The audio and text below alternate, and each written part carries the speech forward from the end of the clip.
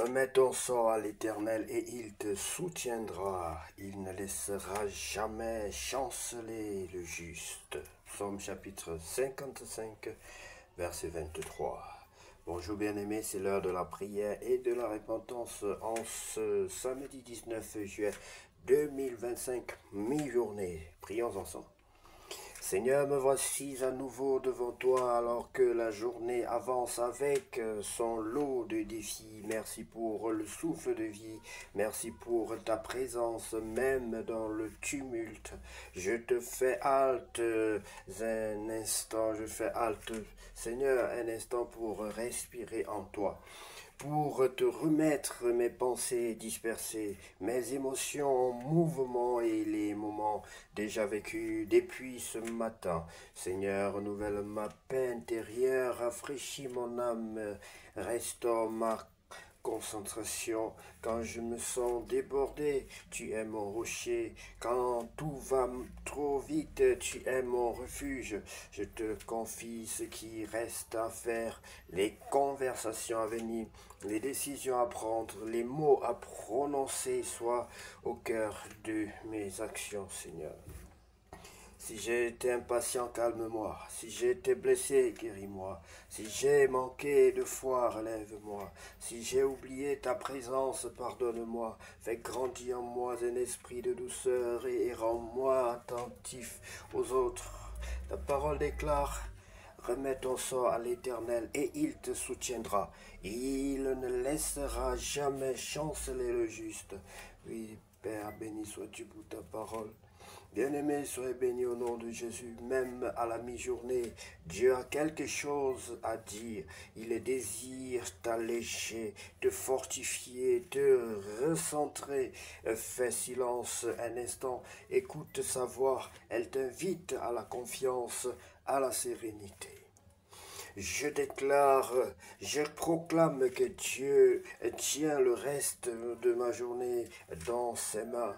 Je continue avec courage, avec sagesse, avec persévérance. Rien n'est trop difficile quand il marche avec moi. Seigneur, bénis mon après-midi. Fais de chaque instant un moment d'offrande. Garde-moi dans ta lumière et guide chacun de mes pas. Au nom puissant de Jésus-Christ de Nazareth, j'ai ainsi prié. Amen. Bien-aimés, soyez bénis au nom de Jésus.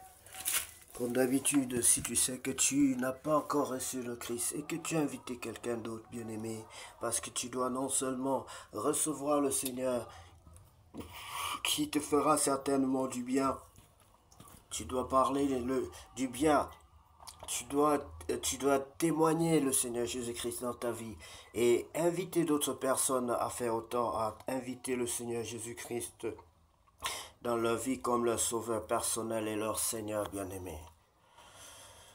Nous allons lire la parole de Dieu dans le livre de 2 Rois, chapitre 6. Mais bien avant, prions pour ceux qui n'ont pas encore reçu le Seigneur Jésus-Christ.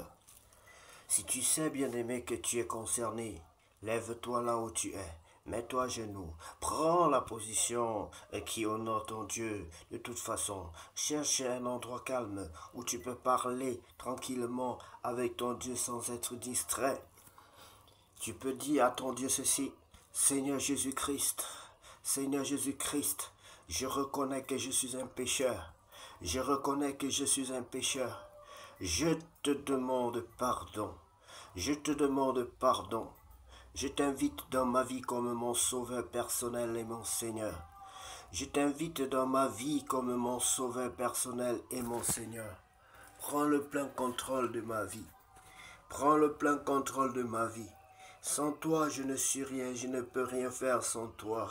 Sans toi, je ne suis rien, je ne peux rien faire sans toi. Baptise-moi et remplis-moi par ton Esprit Saint. Baptise-moi et remplis-moi par ton Esprit Saint. Je t'en supplie. Au nom de Jésus-Christ de Nazareth, j'ai ainsi prié. Amen. Lisons sans plus tarder, bien-aimés. J'encourage tous ceux qui viennent de recevoir le Seigneur Jésus-Christ et je vous demande de vous rapprocher des églises qui sont proches de vous, les églises où l'on croit réellement que Jésus-Christ est le Fils de Dieu, qu'il est mort, ressuscité et qu'il reviendra.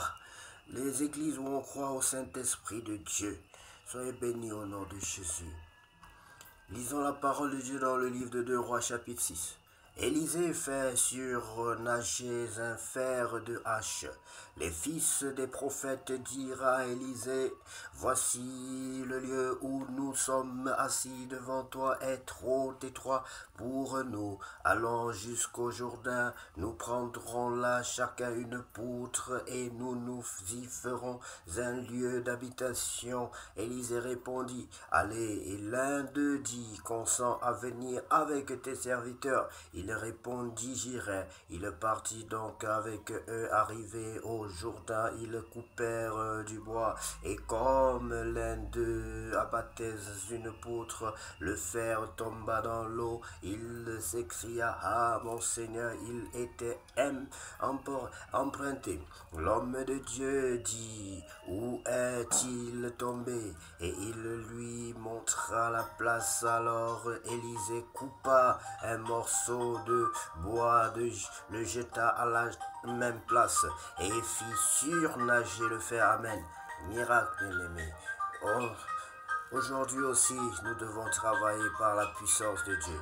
Puis il dit, enlève-le, et il avança la main et le prit. Les Syriens frappaient d'aveuglement. Le roi de Syrie était en guerre avec Israël, et dans un conseil qu'il tint avec ses serviteurs, il dit, mon camp sera dans un tel lieu. Mais l'homme de Dieu fit dire au roi d'Israël, garde-toi de passer dans ce lieu, car les Syriens y descendent. Et le roi d'Israël envoya des gens pour s'y tenir en observation vers le lieu que lui avait mentionné et signaler l'homme de Dieu. Cela arriva non pas une fois ni deux fois. Le roi de Syrie en eut le cœur agité. Il appela ses serviteurs et leur dit, ne voulez-vous pas me déclarer lequel de nous est pour le roi d'Israël? L'un de ses serviteurs répondit, personne, ô roi, non mon Seigneur, mais Élisée le prophète qui est en Israël rapporta au roi d'Israël les paroles que tu prononces dans ta chambre à coucher. Et le roi dit, allez et voyez où il est, et je le ferai prendre. On vint lui dire, voici il est à Dothan.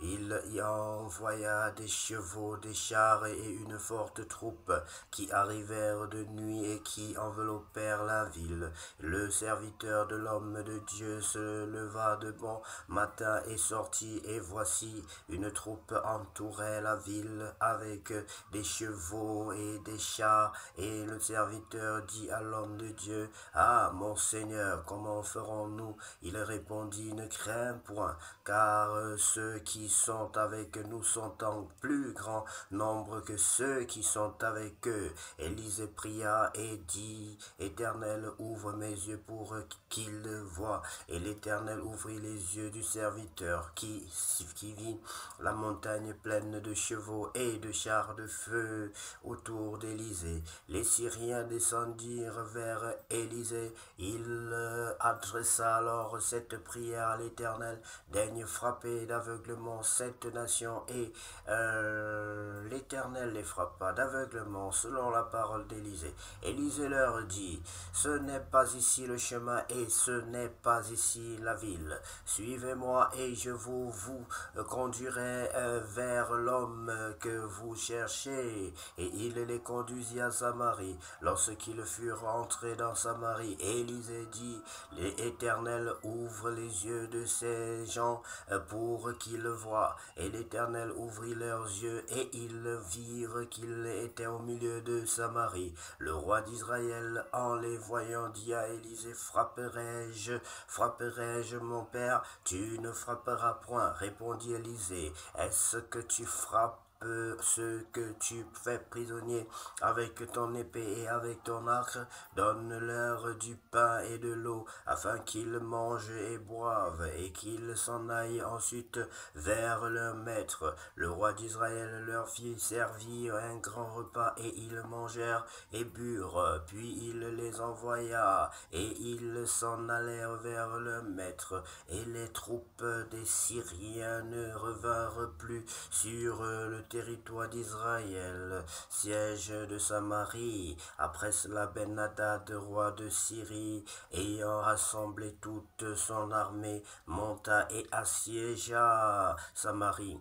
Il eut une grande famine dans Samarie, et ils lacérèrent tellement qu'une tête d'âne valait 80 cycles d'argent, et le quart d'un cab de fiente de pigeon, 5 cycles d'argent. Et comme le roi passait sur la muraille, une femme lui cria: Sauve-moi, ô roi mon Seigneur. Il répondit: Si l'Éternel ne te sauve pas, avec quoi te sauverai-je? Avec le produit de l'air ou du pressoir? Et le roi lui dit: Qu'as-tu? Elle répondit: Cette femme-là m'a dit: donne ton fils, nous le mangerons aujourd'hui, et demain nous mangerons mon fils. Nous avons fait cuire mon fils. Vous voyez, bien aimé, quand le malheur frappe le pays, les gens qui souhaitent souvent la guerre dans un pays, ils ne doivent pas le faire.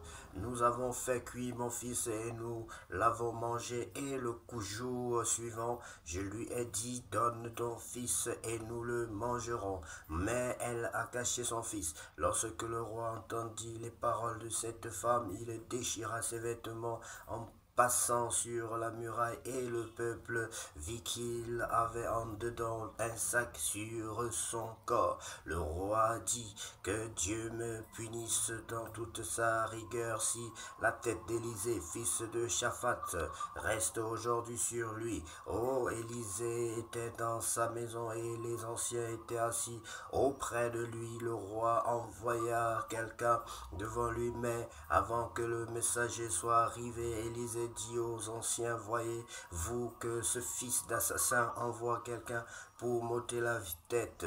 Et écoutez, quand le messager viendra, fermer la porte et repoussez-le avec la porte. Le bruit des pas de son maître ne se fait-il pas entendre derrière lui? Il leur parlait encore, et déjà le messager était descendu vers lui et disait: Voici, ce mal vient de l'Éternel. Qu'ai-je à espérer encore de l'Éternel?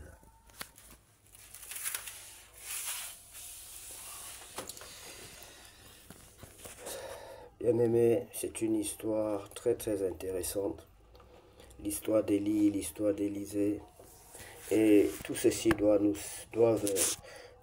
servir de leçon, bien-aimé. Que Dieu vous bénisse abondamment. Et que cet après-midi soit le plus beau de tous les après-midi déjà vécus sur cette terre.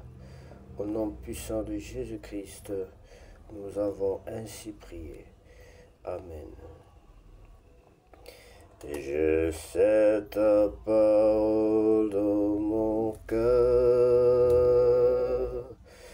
Je sais ta parole dans mon cœur.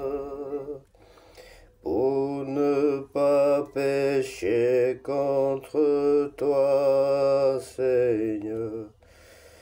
Je sais ta parole dans mon cœur. Oui, pour ne pas pécher contre toi, Seigneur. Je sais ta parole dans mon cœur. Oui, pour ne pas pécher contre toi, Seigneur, je sais ta parole dans mon cœur. Oui, pour ne pas pécher contre toi, Seigneur, je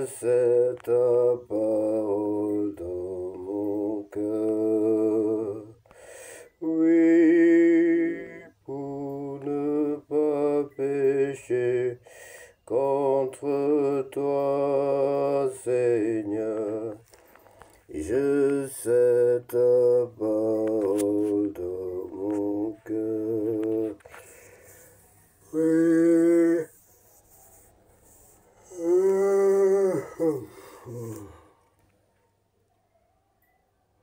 Soyez bénis, bien-aimés, au nom de Jésus-Christ. Amen.